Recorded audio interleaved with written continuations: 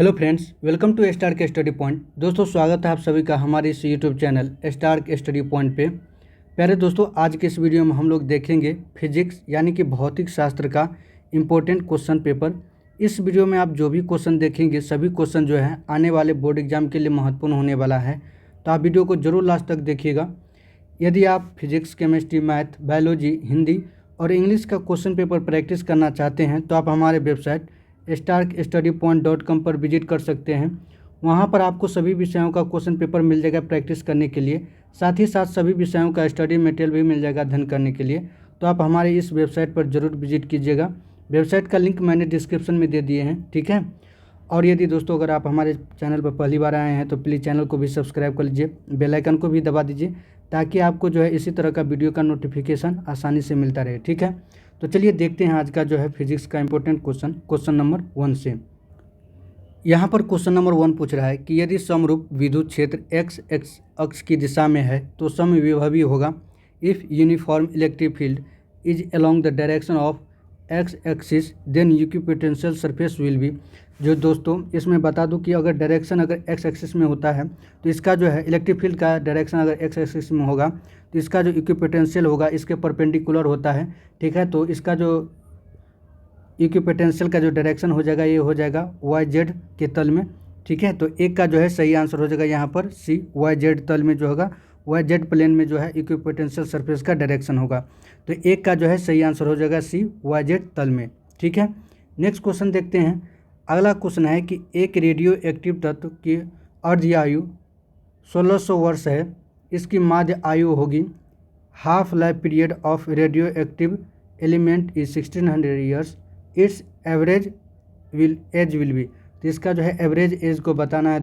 तो दोस्तों average age और हाफ लाइफ पीरियड जो होते हैं इनके बीच का जो है रिलेशन होता है टी एवरेज इक्वल टू होता है हाफ लाइफ बाय 0.693। ये जो है इन दोनों एवरेज एज और हाफ लाइफ पीरियड के बीच का जो है रिलेशन होता है। तो आप इस रिलेशन को याद रखिएगा। तो देखिए यहाँ पर टी एवरेज पूछ रहा है कि मतलब इसका जो है एवरेज एज बताना है।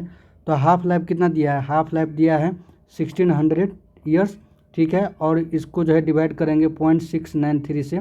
जब आप इसका कैलकुलेशन करेंगे तो सही आंसर हो जाएगा 2309 ईयर्स जो है इसका सही आंसर होगा। तो 2 का जो है सही आंसर होगा ए, ठीक है। नेक्स्ट क्वेश्चन देखते हैं। अगला क्वेश्चन है क्वेश्चन नंबर 3 कि किसी अर्धचालक का तापमान गुणांक का मान होता है the temperature coefficient of semiconductor is. तो दोस्तों सेमीकंडक्टर का जो है टेम्परेचर कोफिशिएंट होता है ये होता है नेगेटिव टेम्परेचर कोफिशिएंट का मतलब होता है दोस्तों, यानी कि इसका रेसिस्टेंस पूछ रहा है, कोफिशिएंट ऑफ रेसिस्टेंस होगा यहाँ पर, रेसिस्टेंस ऑफ सेमीकंडक्टर। तो इसका निगेटिव होता है दोस्तों। इसका मतलब ये हुआ कि अगर जो है रेसिस्टेंस जो है डिक्रीज़ करता है अगर टेम्परेचर को जो है इंक्रीज़ करेंगे तो, ठीक है। ये जो है इसका मतलब होता है टेम्परेचर कोफिशिएंट का, ठीक है। तो टेम्परेचर कोफिशिएंट जो होता है रेसिस्टेंस का ऑफ सेमीकंडक्टर का, तो इसका जो है वैल्यू होता है नेगेटिव। तो 3 का जो है सही आंसर हो जाएगा बी, ऋणात्मक होता है।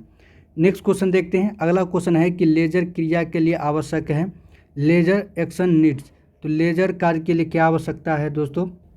तो लेजर एक्शन के लिए जो है मेनली 3 कंडीशन होना चाहिए। पहला है कि अगर सिस्टम जो है हमेशा जो है यानी कि पॉपुलेशन इन्वर्सन स्टेट में होना चाहिए, ठीक है। दूसरा इसका कंडीशन होता है कि जो सिस्टम जो होता है वो एक्साइटेड स्टेट में होना चाहिए और मेटा स्टेबल होना चाहिए, ठीक है। और तीसरा जो है इसका कंडीशन होता है कि जो आइटम जो है वो हमेशा जो है लोअर एनर्जी स्टेट में होना चाहिए, तभी जो है लेजर एक्शन जो है होता है, ठीक है। तो इसमें से जो है पहला दिया है कि पॉपुलेशन इन्वर्सन के आवश्यकता होता है लेजर एक्शन के लिए। तो 4 का जो है सही आंसर हो जाएगा यहाँ पर डी, पॉपुलेशन इन्वर्जन यानी कि संख्या परिवर्तन होना चाहिए, ठीक है। तो 4 का सही आंसर हो जाएगा डी। नेक्स्ट क्वेश्चन देखते हैं। क्वेश्चन है कि ट्रांसफार्मर के क्रोड को परतदार किस लिए रखा जाता है। Why is the core of transformer is laminated. तो देखिए दोस्तों इसका जो ट्रांसफार्मर का जो कोर होता है वो लेमिनेटेड रखा जाता है, परतदार रखा जाता है, ताकि जो है एनर्जी का कम से कम लॉस हो, ठीक है, ऊर्जा का जो है कम से कम क्षय हो। इसलिए जो ट्रांसफार्मर का कोर है वो लेमिनेटेड होता है, लेयर में होता है, परतदार होते हैं। तो 5 का जो है सही आंसर हो जाएगा यहाँ पर a, to reduce the energy loss, यानी कि ऊर्जा क्षय को कम करने के लिए। ठीक है, तो 5 का सही आंसर हो जाएगा ए। नेक्स्ट क्वेश्चन देखते हैं। क्वेश्चन है कि इलेक्ट्रॉन, प्रोटॉन एवं न्यूट्रॉन के लिए कौन सी राशि समान है? Which one of the following quantity has the same value for electron, proton and neutron? देखिए दोस्तों, इसमें जो है इसका ऑप्शन दिया है द्रव्यमान है, आवेश है, संवेग है, ऊर्जा है, यानी कि इंग्लिश में देखिए तो मास, चार्ज, मोमेंटम, एनर्जी। देखिए मास जो है दोस्तों, इलेक्ट्रॉन का मास होता है 9.1 इंटू 10⁻³ kg। प्रोटॉन का जो है 1.6726 इंटू 10⁻27 होता है। तो और न्यूट्रॉन का होता है 1.67, यानी कि प्रोटॉन से ज़्यादा भारी होता है न्यूट्रॉन। तो इस तरह से जो है देखते हैं आप, मास भी जो है अलग अलग होता है, लेकिन यहाँ पर आपको बताना है कि सेम वैल्यू होना चाहिए। चार्ज भी अलग अलग होता है, एनर्जी भी अलग होता है, लेकिन मोमेंटम जो होता है ये दोस्तों, ये मोमेंटम जो है तीनों का लगभग सेम ही होता है। ठीक है, तो एक का जो है सही आंसर होगा यहाँ पर, 6 का जो है सही आंसर हो जाएगा यहाँ पर सी, मोमेंटम। यानी संवेग जो है इलेक्ट्रॉन, प्रोटॉन और न्यूट्रॉन तीनों का जो मोमेंटम होता है वो हमेशा सेम होता है, हमेशा नहीं, लगभग सेम ही होता है। ठीक है, तो 6 का सही आंसर हो जाएगा सी, संवेग। नेक्स्ट क्वेश्चन देखते हैं। अगला क्वेश्चन है कि नाभिकी की खोज की थी, न्यूक्लियस वाज डिस्कवर्ड बाय। तो न्यूक्लियस का जो खोज किया था दोस्तों, नाभिकी का जो खोज किया था, उस साइंटिस्ट का नाम है रदरफोर्ड।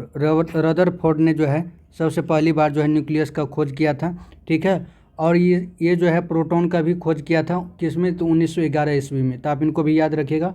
और न्यूट्रॉन का खोज किया था जेम्स चैडविक, और इलेक्ट्रॉन का जे थॉमसन। तो इन सभी को भी आप याद रखिएगा। तो यहाँ पर पूछ रहा है कि न्यूक्लियस का डिस्कवर किसने किया था? तो न्यूक्लियस का डिस्कवर किया था रदरफोर्ड ने। तो 7 का जो है सही आंसर हो जाएगा सी, रदरफोर्ड। नेक्स्ट क्वेश्चन देखते हैं। क्वेश्चन है कि निम्न में से कौन कण विद्युतीय एवं चुंबकीय क्षेत्र एक साथ एक ही समय रहने पर अचर वेग से जा सक Which of the following can move with constant velocity in the combined electric and magnetic field at the same time? तो दोस्तों इसमें पूछ रहा है कि कौन सा कण है जो कि combined electric field and magnetic field में जो है कांस्टेंट वेलोसिटी से मूव कर सकता है। तो इसका जो है सही आंसर हो जाएगा फोटोन। फोटोन जो है इलेक्ट्रिक फील्ड और मैग्नेटिक फील्ड कंबाइंड में जो है इसका कांस्टेंट वेलोसिटी होता है। ठीक है, तो 8 का जो है सही आंसर हो जाएगा सी, फोटोन। ये जो है कांस्टेंट वेलोसिटी से जो है मूव कर सकता है combined electric field and magnetic field में। ठीक है, नेक्स्ट क्वेश्चन देखते हैं। क्वेश्चन है कि निम्नलिखित में कौन सी घटना प्रकाश के कण प्रकृति को प्रदर्शित करता है? Which one of the following phenomena supports the particle nature of light? तो लाइट का जो है पार्टिकल नेचर है दोस्तों, ये जो है फोटो इलेक्ट्रिक इफेक्ट के द्वारा जो है दिखाया जाता है। ठीक है, तो 9 का जो है सही आंसर हो जाएगा यहाँ पर बी, फोटो इलेक्ट्रिक इफेक्ट, यानी कि प्रकाश विद्युत का प्रभाव जो है ये जो है लाइट का जो है पार्टिकल नेचर को सपोर्ट करता है। ठीक है, तो 9 का जो है सही आंसर हो जाएगा बी, फोटो इलेक्ट्रिक इफेक्ट, यानी कि प्रकाश विद्युत प्रभाव।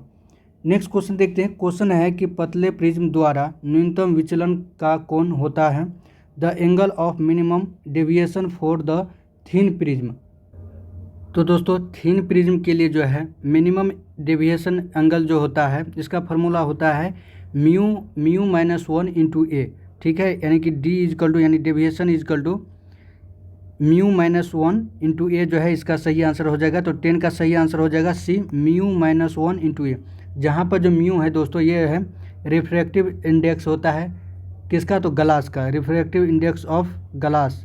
ठीक है, और जो है दोस्तों ए जो है ये जो है एंगल है किसका? प्रिज्म एंगल है। ये जो है प्रिज्म एंगल है, तो आप इनको याद रखिएगा। ठीक है, ये जो है मिनिमम डेविएशन एंगल का फार्मूला होता है थिन प्रिज्म के लिए म्यू -1 इंटू ए। तो 10 का जो है सही आंसर हो जाएगा सी। नेक्स्ट क्वेश्चन देखते हैं। अगला क्वेश्चन है कि कांच के समांतर सतह की पट्टी का फोकस दूरी होता है focal length of parallel sided glass slab is. तो पैरेलल साइडेड ग्लास का जो स्लैब है दोस्तों, इसका जो फोकल लेंथ होता है, इसका फोकल लेंथ जो होता है इन्फिनाइट रहता है। ठीक है, तो 11 का जो है सही आंसर हो जाएगा बी, इन्फिनाइट होता है, अनंत होता है। नेक्स्ट क्वेश्चन देखते हैं। क्वेश्चन है कि हीरा के लिए क्रांतिक कोण होता है critical angle for diamond is. तो क्रिटिकल एंगल जो है दोस्तों, तो डायमंड के लिए जो दोस्तों क्रांतिक कोण होता है ये होता है 24.41 डिग्री। तो 12 का जो है सही आंसर हो जाएगा यहाँ पर ए। ठीक है, कई बार जो है ऑप्शन में दिया रहता है लगभग 24 डिग्री के आसपास, तो ये भी सही आंसर है, लेकिन एक्यूरेट आंसर हो जाएगा 24.41 डिग्री। ठीक है, तो 12 का जो है सही आंसर हो जाएगा ये, यानी कि डायमंड का क्रिटिकल एंगल होगा 24.41 डिग्री। ठीक है, नेक्स्ट क्वेश्चन देखते हैं। क्वेश्चन है कि अवरोध के किनारे प्रकाश का मुड़ना कहलाता है bending of light at the corner of N obstacle is called. तो किसी ऑब्स्टेकल से दोस्तों, किसी अवरोधक के किनारे से जो है प्रकाश जब मुड़ता है तो इस घटना को कहते हैं डिफ्रैक्शन, यानी कि हिंदी में बोले तो विवर्तन। तो 13 का जो है सही आंसर हो जाएगा यहाँ पर भी डिफ्रैक्शन। अगला क्वेश्चन देखते हैं। क्वेश्चन है कि समान समायोजन में एक सरल सूक्ष्मदर्शी की आवर्धन क्षमता होती है। For normal adjustment the magnifying power of simple microscope. तो सिंपल माइक्रोस्कोप का दोस्तों, इसका जो मैग्नीफाइंग पावर जो होता है नॉर्मल एडजस्टमेंट के लिए, तो इसका जो है सही आंसर हो जाएगा 1+d/f, जहाँ पर जो है दोस्तों d जो है दोस्तों, ये जो है शॉर्टेस्ट डिस्टेंस है विभिन्न जो है डिफरेंट विजन का, और एफ जो है फोकल लेंथ है किसका, तो कन्वेक्स लेंस का। ठीक है, ये जो है किसका फार्मूला है, ये पावर का फार्मूला है 1+d/f। ये जो है लेंस का जो है जो सिंपल माइक्रोस्कोप है उसका मैग्नीफाइंग पावर का फार्मूला होता है 1+d/f, जहाँ पर d जो है शॉर्टेस्ट डिस्टेंस है डिफरेंट विजन का, f जो है फोकल लेंथ है कन्वेक्स लेंस का। तो आप देख सकते हैं कि हायर द मैग्नीफाइंग पावर, जिस लेंस का जितना मैग्नीफाइंग पावर होगा उसका जो है फोकल लेंथ जो है उतना ही छोटा होगा, उतना ही शॉर्टेस्ट होगा। ठीक है, तो आप इनको भी याद रखिएगा। तो 14 का जो है सही आंसर हो जाएगा यहाँ पर ए। नेक्स्ट क्वेश्चन देखते हैं। अगला क्वेश्चन है कि 4 डायोप्टर क्षमता के लेंस की फोकस दूरी क्या होगी। What will be the focal length of lens of 4 dioptre power. देखिए दोस्तों, यहाँ पर जो है लेंस का जो है पावर दे दिया है, उसका फोकल लेंस पूछ रहा है। तो पावर इक्वल टू होता है 1/f। ठीक है, और लेंस के पावर को जो है डिनोट करते हैं, इसका जो मात्रक होता है ये डायोप्टर होता है, एफ जो है लेंस का फोकल लेंथ होता है। तो पावर और फोकल लेंथ के बीच का जो है ये रिलेशन होता है, पावर इक्वल टू 1/f, जहाँ पर फोकल लेंथ जो है मीटर में होना चाहिए। ठीक है, तो यहाँ पर देखिए पावर दे दिया है 4, तो 1/f, यहाँ से f निकालेंगे तो 1/4 हो जाएगा। इस तरह से अगर 4 से डिवाइड करेंगे 1 में, तो ये हो जाएगा 0.25 मीटर। ठीक है, तो 15 का जो है सही आंसर हो जाएगा यहाँ पर ए, 0.25 मीटर। तो आप इस रिलेशन को याद रखिए कि पावर इक्वल टू होता है 1/f। चलिए नेक्स्ट क्वेश्चन देखते हैं। अगला क्वेश्चन है कि प्रोटॉन का विराम द्रव्यमान है the rest mass of proton is. तो प्रोटॉन का जो मास जो होता है दोस्तों, ये होता है 1.6726 इंटू 10⁻⁻27 kg। ठीक है, तो 16 का जो सही आंसर हो जाएगा यहाँ पर डी। नेक्स्ट क्वेश्चन देखते हैं। अगला क्वेश्चन है कि फैराडे का विद्युत चुंबकीय प्रेरणा का नियम किसके संरक्षण का परिणाम है। Faraday law of electromagnetic induction are consequence of the conservation of.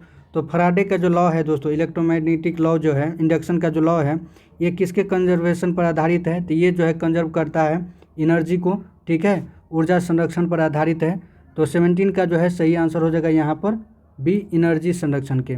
ठीक है, नेक्स्ट क्वेश्चन देखते हैं। अगला क्वेश्चन है कि गर्म करने पर अर्धचालकों का प्रतिरोध on heating the resistance of semiconductor. तो देखिए दोस्तों, अगर जो है अर्धचालक को यानी सेमीकंडक्टर को अगर हीटिंग करते हैं तो उसका जो रेसिस्टेंस जो होता है वो डिक्रीज़ करता है। ठीक है, तो 18 का जो है सही आंसर होगा यहाँ पर ए, डिक्रीज़ करता है, घटता है। आपको पिछले क्वेश्चन में देखे थे कि इसका जो है सेमीकंडक्टर का जो है टेम्परेचर कोफिशिएंट जो होता है निगेटिव होता है। निगेटिव का मतलब ये हुआ अगर टेम्परेचर बढ़ाएंगे, अगर टेम्परेचर सेमीकंडक्टर का बढ़ाएंगे तो उसका जो रेसिस्टेंस होगा वह डिक्रीज़ करेगा। ठीक है, तो आप इन रिलेशन को याद रखिएगा। तो 18 का जो है सही आंसर हो जाएगा यहाँ पर ए, डिक्रीज़ करेगा। चलिए नेक्स्ट क्वेश्चन देखते हैं। क्वेश्चन है कि निम्नलिखित में से किसका अपवर्तनांक सबसे अधिक होगा। Which one of the following will have maximum refractive index। तो इन सभी में यानी कि ग्लास, वाटर, डायमंड, अल्कोहल, इन सभी में दोस्तों सबसे ज़्यादा जो है रिफ्रैक्टिव इंडेक्स होता है ये होता है डायमंड का। ठीक है, हीरा का जो है रिफ्रैक्टिव इंडेक्स सबसे अधिक होता है, अपवर्तनांक सबसे अधिक होता है। तो 19 का जो है सही आंसर हो जाएगा यहाँ पर सी, डायमंड यानी कि हीरा। नेक्स्ट क्वेश्चन देखते हैं। क्वेश्चन है कि मानव नेत्र का विभेदन क्षमता होता है the resolving power of human I is. तो ह्यूमन आई का जो है दोस्तों रिजॉल्विंग पावर जो होता है, विभेदन क्षमता जो होता है वो 60 सेकेंड के आसपास होता है। तो 20 का जो है सही आंसर हो जाएगा यहाँ पर बी 60 सेकेंड। अगला क्वेश्चन है कि नॉट गेट के लिए बुलियन व्यंजक है Boolean expression for not gate. तो नॉट गेट के लिए जो है बुलियन एक्सप्रेशन होता है, ये जो होता है ये होता है ए डॉट बी ऊपर रेकरिंग इजकल टू वाई। ये जो है नॉट गेट के लिए जो है बुलियन एक्सप्रेशन होता है। तो 21 का जो है सही आंसर होगा यहाँ पर ए। ठीक है, नेक्स्ट क्वेश्चन देखते हैं। अगला क्वेश्चन है कि 1 किलोग्राम मात्र के तुल्य ऊर्जा लगभग होती है the equivalent energy of 1 kg mass is nearly equal to. तो इसके लिए फार्मूला होता है दोस्तों, आपने आइंस्टाइन का एक नियम सुने होंगे कि एनर्जी इजकल टू जो होता है ये formula E is equal to mc², काफ़ी फेमस फार्मूला है जो आइंस्टाइन के द्वारा दिया गया था। ठीक है, एनर्जी और मास के बीच में जो है रिलेशन होता है। तो यहाँ पर मास दिया है 1 kg मास का, जो अगर एनर्जी में कन्वर्ट करेंगे, और सी जो है दोस्तों ये जो है प्रकाश का जो है वेग है, वेलोसिटी ऑफ लाइट है, और इसका वैल्यू होता है 3 × 10⁸ मीटर पर सेकेंड स्क्वायर। सॉरी, मीटर पर सेकेंड स्क्वायर नहीं होगा, मीटर पर स्क्वायर, क्योंकि वेलोसिटी है 3 × 10⁸ मीटर पर सेकेंड जो सी का वैल्यू है। तो अगर आप इसका जो है मान इसका जो वैल्यू पुट करेंगे तो लगभग सही आंसर हो जाएगा 10⁻17 जूल के बराबर। ठीक है, तो 22 का जो है सही आंसर होगा यहाँ पर सी। चलिए नेक्स्ट क्वेश्चन देखते हैं। अगला क्वेश्चन है कि सूर्य की ऊर्जा का कारण है the reason of energy from the sun. तो सन से जो ऊर्जा मिलती है दोस्तों ये जो है किसके कारण होती है, ये होता है न्यूक्लियर फ्यूजन, यानी कि नाभिकीय संलयन के द्वारा जो है इतनी मात्रा में एनर्जी निकलती है सूर्य से। ठीक है, तो 23 का जो है सही आंसर होगा यहाँ पर बी न्यूक्लियर फ्यूजन, नाभिकीय संलयन। ठीक है, और फ्यूजन जो है दोस्तों ये घटना होता है परमाणु बम में, तो आप इनको भी याद रखिएगा। तो एटम बम से जो एनर्जी निकलती है वो जो है न्यूक्लियर फ्यूजन के आधार पर है, जबकि सूर्य से जो एनर्जी प्राप्त होती है वो है न्यूक्लियर फ्यूजन से। ठीक है, चलिए नेक्स्ट क्वेश्चन देखते हैं। अगला क्वेश्चन है कि निम्नलिखित में से किसका वेधन क्षमता अधिक होती है, which of the following has maximum penetrating power. Alpha रे है, एक्सरे है, कैथोड रे है, गामा रे है। ठीक है, तो इन सभी में दोस्तों 24 का जो है सही आंसर हो जाएगा D gamma ray. Gamma ray जो है इसका जो है पेनिट्रेटिंग पावर जो है सबसे अधिक होता है। ठीक है, तो 24 का जो है सही आंसर होगा यहाँ पर डी गामा किरण की जो है वेधन क्षमता सबसे अधिक होती है गामा रे की। ठीक है, तो आप इनको याद रखिएगा। नेक्स्ट क्वेश्चन है कि ट्रांजिस्टर में पीएन जंक्शन की संख्या होती है the number of PN junction in A transistor is. तो पीएन जंक्शन की जो संख्या होती है ट्रांजिस्टर में ये होती है 2। ठीक है, तो 25 का जो है सही आंसर हो जाएगा यहाँ पर बी। नेक्स्ट क्वेश्चन देखते हैं। अगला क्वेश्चन है कि अल्फा कण है, अल्फा पार्टिकल इज। तो अल्फा पार्टिकल जो है दोस्तों बेसिकली हीलियम का न्यूक्लियस है। ठीक है, तो 26 का जो है सही आंसर होगा यहाँ पर ए, हीलियम का न्यूक्लियस है, हीलियम का नाभिक है अल्फा कण। ठीक है, अगला क्वेश्चन है कि उत्सर्जित फोटो इलेक्ट्रॉन की ऊर्जा निर्भर करती है the energy of emitted photo electron depend upon. दोस्तों फोटो इलेक्ट्रिक इफेक्ट में दोस्तों जो इलेक्ट्रॉन निकलता है उस एलिमेंट से, उस धातु से, तो उस इलेक्ट्रॉन का जो है गति जो है वो डिपेंड करता है किस पर, तो लैम्डा पर। आपने फार्मूला देखा होगा कि E इजकल टू होता है SC/λ, जबकि SC दोनों कांस्टेंट है, लैम्डा जो है उस पर एलिमेंट पर, उस मेटल पर पड़ने वाले प्रकाश होता है। ठीक है, उसका वेवलेंथ होता है, तो उस पर डिपेंड करेगा कि उससे निकलने वाले जो इलेक्ट्रॉन है उसकी एनर्जी कितनी है। ठीक है, तो किस पे डिपेंड करेगा, वेवलेंथ ऑफ लाइट। तो 27 का जो है सही आंसर हो जाएगा यहाँ पर ए, यानी कि प्रकाश के तरंगदैर्घ्य पर डिपेंड करेगा कि इमिटेड फोटो इलेक्ट्रॉन का एनर्जी कितना है। ठीक है, और इसके लिए फार्मूला होता है E is equal to SC/λ। SC/λ ये जो है काफ़ी पॉपुलर फार्मूला है, आप पढ़े होंगे, E इजकल टू SC/λ। तो लैम्डा जो है ये वेवलेंथ ऑफ लाइट है, और इसी पर जो है निकलने वाले इमिटेड इलेक्ट्रॉन की एनर्जी डिपेंड करता है। ठीक है, चलिए नेक्स्ट क्वेश्चन देखते हैं। अगला क्वेश्चन है कि समान मानव आँख के लिए स्पष्ट दृष्टि का न्यूनतम दूरी है the least distance of distant vision for normal I.